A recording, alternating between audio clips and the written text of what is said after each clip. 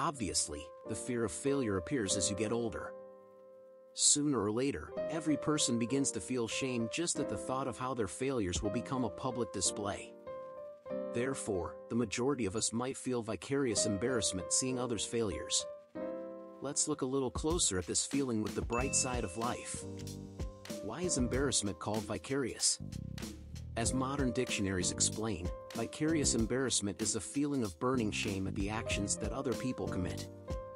This curious phenomenon, of course, is international, without a clear geographic reference. But the Spaniards were the first to think of giving it its own name. Spanish shame, from Spanish, shame on others. This is how they called the essence of this experience. And they entered the name of the country in the thesaurus of international psychology. Pushing by the way Germany, which also has a similar concept, Fremdschämen, or shame for a stranger. Vicarious embarrassment also has other names, like secondhand embarrassment, or empathic shame. However, there are things more interesting than its names. In particular, the reason that causes this very Spanish shame appear. What makes us be ashamed for others, people whose mistakes, stupid or tactless behavior we ourselves have nothing to do with. There is not much research on mediated embarrassment. However, those known conducted, allow us to list several reasons why we experience such a feeling. Spoiler, some of them will please you, and some of them may upset you. It's about our sensitivity. We can also call it a developed empathy. We try on other person's shoes when they find themselves in an awkward situation. And we empathize with them to such an extent that we experience almost physical pain. This is not an exaggeration. Empathy actually activates areas of the brain associated with the sensation of pain. Therefore, we want to close our eyes and leave, just not to see someone else's shame. It's about the fear of being rejected.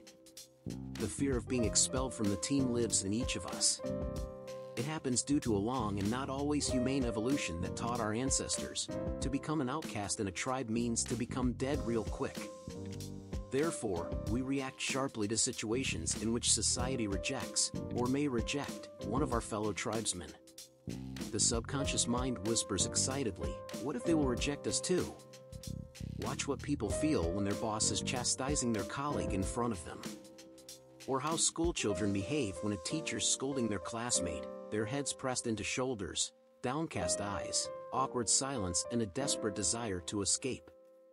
This is the same mechanism that triggers vicarious embarrassment in other instances. Somewhere in the depths of the subconscious mind we are scared, so we want to look away and make a facepalm in order to hide from this disgrace and possible exile. It's about self-centeredness. Imagine that a naked little boy ran out into the street in front of you. The child is too young to realize that he violates certain social norms, but he doesn't feel an ounce of embarrassment. And this embarrassment is suddenly experienced by you. This happens because our internal view of the world seems more significant to us than the views of other people. And this is how egocentrism manifests itself. However, sometimes it leads to inertia of views, and inability to look at the world from a different point of view. Though this is an absolutely different story. It's about hyper-responsibility. If people are familiar with vicarious embarrassment, then they are inclined to take responsibility for the behavior of other people. And this makes them experience other people's mistakes as their own, even in a situation where they cannot objectively influence those actions. It's about low self-esteem. As a rule, leaders, bright and sought-after people are not expelled from the tribe. They expel those whose loss will not become noticeable.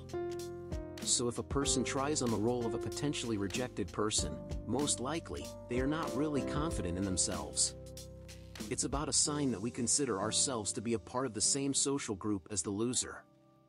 Vicarious embarrassment manifests itself when we associate ourselves with someone who is in an awkward situation.